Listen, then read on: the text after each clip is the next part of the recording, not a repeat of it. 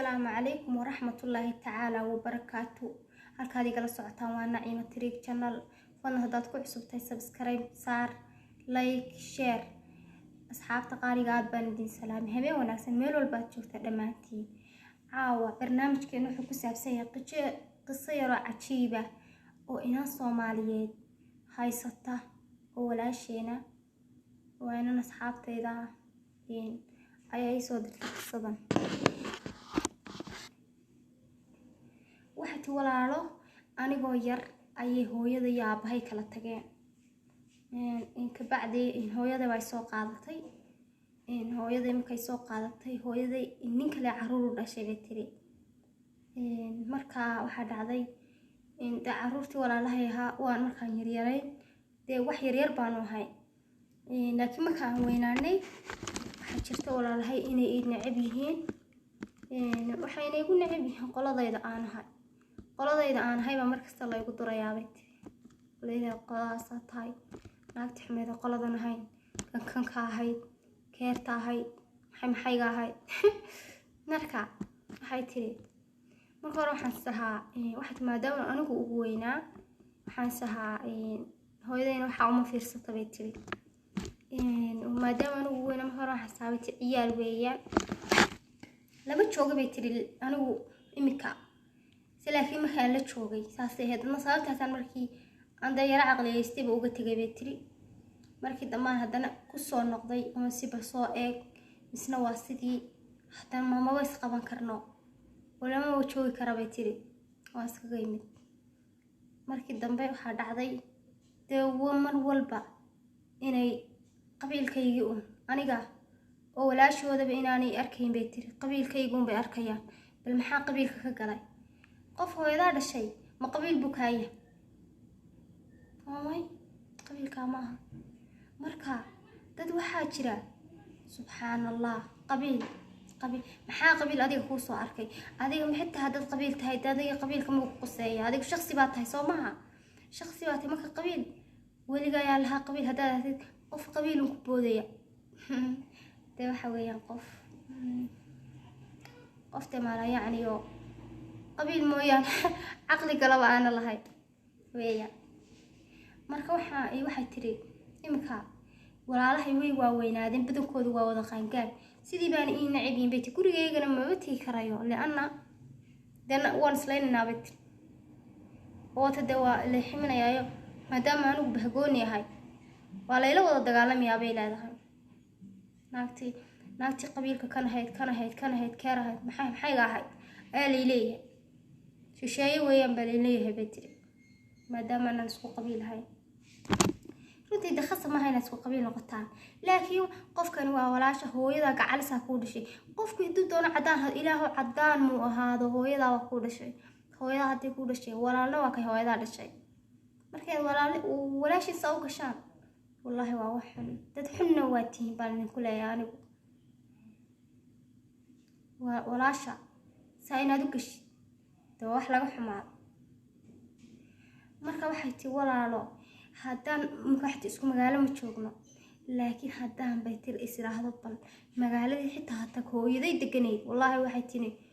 inaan habeen bay tiri habeen kaliya inaan hooyin karin bay tiri habeen kaliya. marka waran ayaan darrada ka weyn ma jirta hooyada meeshii deganayd gurigii hooyada haddaad habeen noo hooyinay ayaan darro ka weyn hooyada ayaa nool hadday dhimato xitaa wax dhan bay ahaan lahay hooyada ayaa nool inaan gurigeeda habeen noo hooyin karin dhibaato ka weyn ma jirto waa ayaan darro weyn weyn wallahi. waxti marka habeen noo ma hooyin karayo waa iyagii baa jooga. markaan tagay bay tiri waan soo laynay isku soo baaba'nay naagti maxayga ahayd marka waxay noqotay bay tiri anigu iskaga tago maadaama anigu keligii aan ahay oo meel iga soo wada joogo. midda kale waxay tiri saqiir iyo kabiir waa isku af oo naagti reer hebel hooyada waa dhashay maxaa reer hebel ku soo arkay maxaa reer hebel ku soo arkay midda kale shakhsi weeyaan iyada hooyada caloolba ka soo wada baxday hooyada soo wada seexatay wallahi waa dhibaato. waxaad marka inanti imika markii hore waxaan saa maadaama aad ka weyn tahay aad ugu weyn tahay walaalaha xabaha ku dayan laakiin imika waxaan arkay dee ina waxaan ku idhi isku meel layga soo wada joogo aniga un saa lay eegayo dee lay wada necab yahay oo walaa shisheeye oon aniga layga dhigayo marka sidaa darteed waxaa jira horta marka hore go-aan waxaan qaatay inaan gooyo reerkaba ka wada go-o oo reerkaba aana dee waxaan ku idhi salaamu calaykum aana odhanin meel ka yara baxsan baa joogaa bay tiri say sheegtayna waa inan weli lama guursan family ka layla nooshahay ay wax isu yihiin marka waxay tiri macal hooyaday xataa waan ka xanaaqay waxaan tiri aniga waxay tiri macal hooyaday waxaan aaminsanay ayaga iga jeceshahay bay tiri marka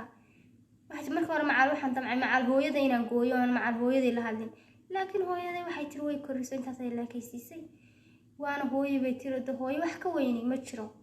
caawa haddaan dhinto ayay tiri hooyaday unbaa gurigeeda layga dareemaya waana runteed caawa hadda qof waliba hadduu dhinto hooyadii gurigii hooyadii unbuu dee laga dareemaya meel kaloo laga dareemaya ma jirto dee waa hubaantaasi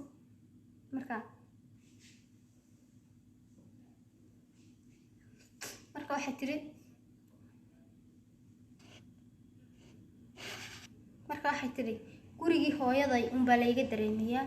hooyadayna dee saasaan unba imika waxay tiri hooyaday horta hooyada wax ka qaalisanay ma jiro hadday doonto haba iga jeclaato waa yeelkadeed bay tiri laakiin hooyaday aanu mar kasta garabkeedan taagana laakiin marka waxaan go'aansaday bay tiri walaalahay maadaama dee aniga qabiilun anigu xataa qabiilii waxay tahay qabyaalada ma aqaan laakiin qabiil haddii saasun qabiilun aniga qabiil aan shaqo ku lahayn oo aadeen shakhsi ka ahay oo dee qabiilka aan ka dhashay laakiin shakhsi baan ka ahay marka haddii qabiilun dee saa qabiilun aan iga dhex arkaya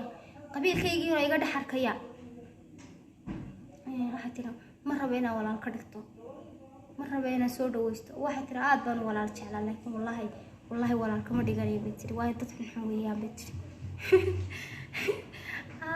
dad xun weeyaan bay tiri walaal kama dhiganayo horta qofka haddaad jeceshahay hadduu isku kaa soo jeediyo ka waran walaalka aad jecesha hadduu isku kaa waa mushkiladee jacayl ma jira nacayb baa imanaya meesha inaad soo jeesanaysa sheekada iyo walaal ma shaqaynayo markaan maxaan ku leeyahayna taladan siinay maxay tahay waxaan ku leeyahay walaalo horta adduunku waa wax yar xeer baa la jooga wax walbana waa la arkayaa horta walaalka dee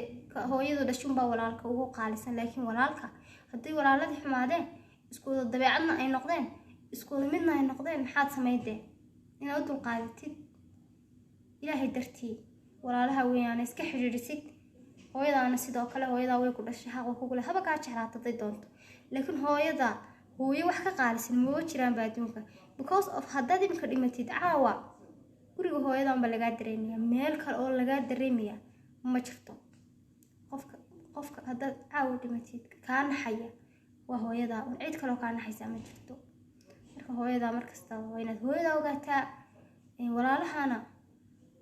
hadday xumaadeen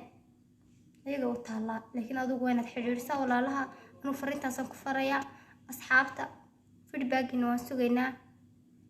barnaamijka subscribe-ta saara dadka barnaamijyadeeda ku xiran subscribe-ta saara like-ta saara share gareeya wixii kale lagu diri jiray idinka yaqaaneen والسلام عليكم ورحمة الله تعالى وبركاته.